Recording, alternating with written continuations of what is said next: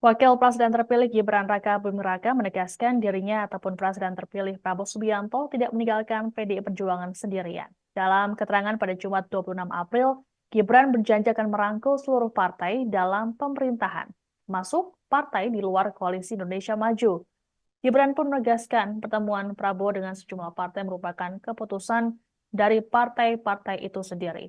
Lebih lanjut, Gibran mengatakan bahwa semua kubu telah menerima penetapan Presiden dan Wakil Presiden terpilih, termasuk Paslon 03 Ganjar Pranowo Mahfud MD.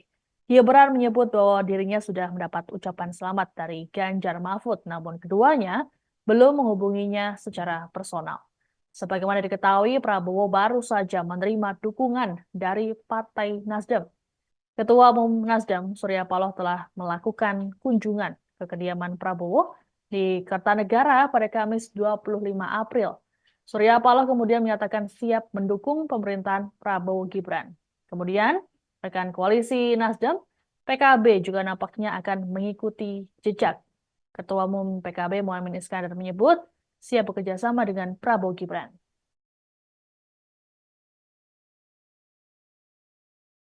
Download Tribun X sekarang, menghadirkan lokal menjadi Indonesia.